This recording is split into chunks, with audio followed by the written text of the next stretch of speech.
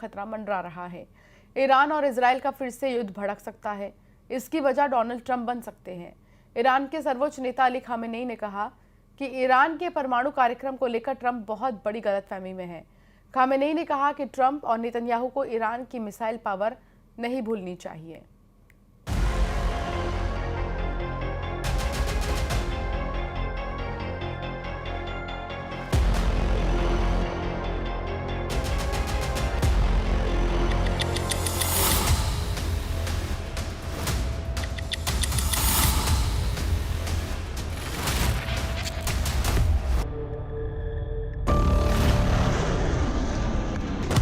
Khamenei ने Trump को Iran का दुश्मन कहा।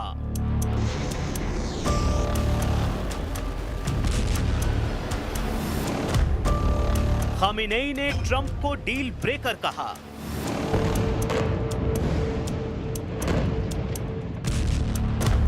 खामेनेई ने ट्रंप को मुंगेरी लाल कहा।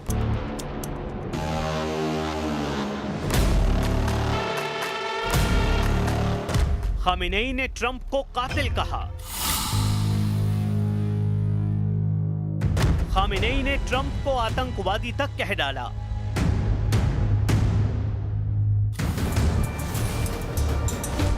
ईरान के सर्वोच्च नेता अली खामेनेई ने डोनाल्ड ट्रंप पर अब तक का सबसे बड़ा हमला बोला है।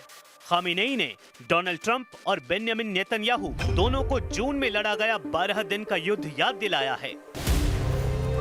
खामेनेई ने याद दिलाया है कि कैसे ईरान की मिसाइलों ने इजराइल की कमर तोड़कर रख दी और फिर इजराइल इतना बिलबिलाया कि डोनाल्ड ट्रंप को नेतन्याहू के जहनी जख्मों की मरहम पट्टी करनी पड़ी। आखिर खामेनेई क्यों ट्रंप को याद दिला रहे हैं 12 दिन का युद्ध? क्यों खामेनेई बता रहे हैं कि उनकी मिसाइलों की असली ताकत अब तक अमेरिका और इजराइल दोनों ने नहीं देखी है, जिन्होंने तेल अवीव से लेकर हाइफा तक सब कुछ तहस नहस कर दिया था।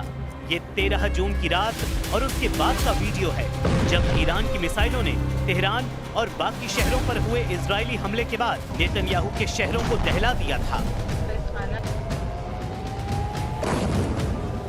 اینا مایوسن. اینا در جنگ 12 روزه اونچنان سیلی خوردن که باور نمی‌کردن، توقعشو نداشتن. مایوس شدن. این رفت روحیه بده به اونها. این رفت اونها رو از یأس خارج کنه. این حرفایی است که به یک مسئولین مایوس زده میشه. اینجور حرفایی که او زد.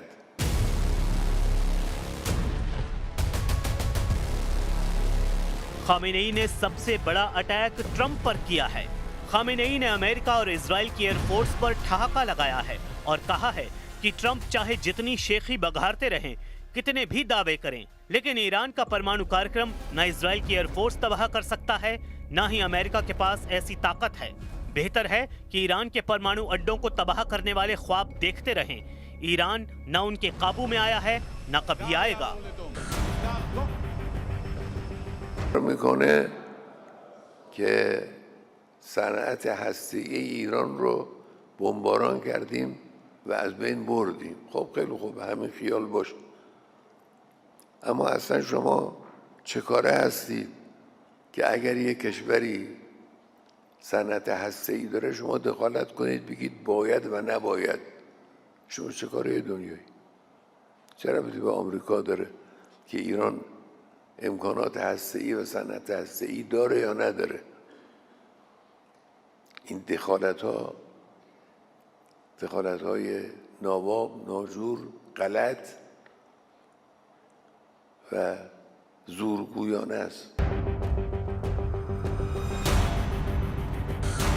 परमाणु डील करने के लिए डोनाल्ड ट्रंप का ऑफर खामेनेई ने एक झटके में खारिज कर दिया है। खामेनेई ने बहुत साफ शब्दों में कह दिया है कि ट्रंप डील मेकर नहीं, डील ब्रेकर हैं और ईरान कभी अमेरिका के दबाव में नहीं आएगा।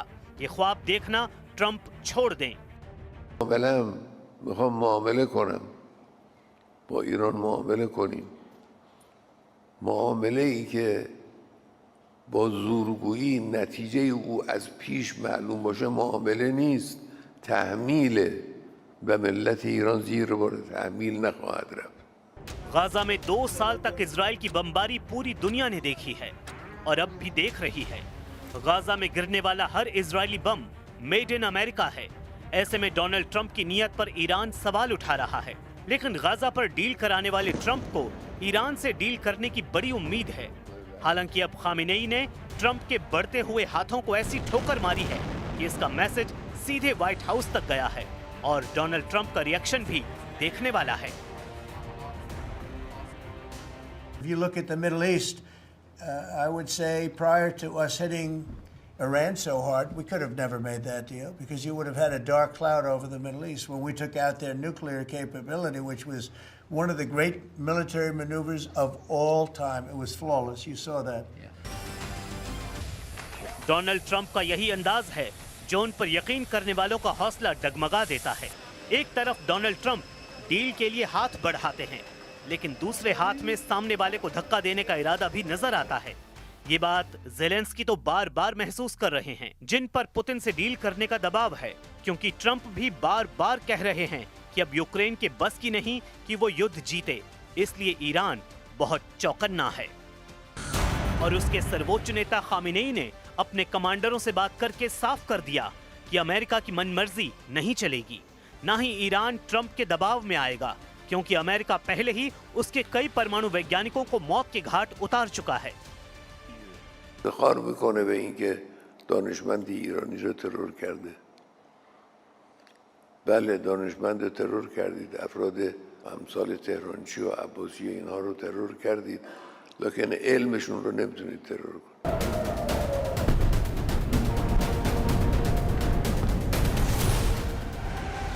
13 जून 2025 को जब इजराइल ने ईरान के वैज्ञानिकों और कमांडरों की हत्या की थी, उसके बाद ईरान का बदला देखने लायक था।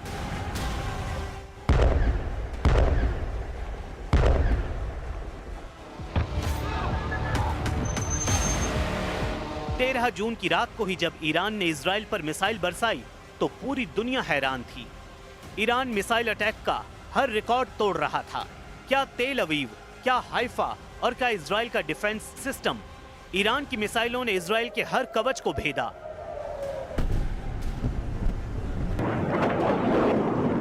और बता दिया कि जब उसकी मिसाइल फायर होती है तो उन्हें रोकना न इजराइल के बस की बात है, न अमेरिका के। 12 दिन तक ईरान के गुस्से को पूरी दुनिया ने देखा।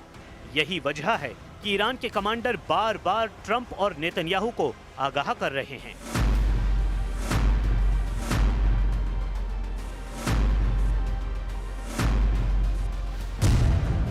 ईरान के रक्षा मंत्री कह चुके हैं कि 12 दिन के युद्ध के बाद ईरान अब डबल ताकत के साथ युद्ध लड़ने के लिए तैयार है। अजीज नासिर ज़ादेह के मुताबिक ईरान की मिसाइल पावर 2 गुना बढ़ा दी गई है। ईरान को लेकर बड़ी खबर इजराइल की मीडिया में छप चुकी है। खबर ये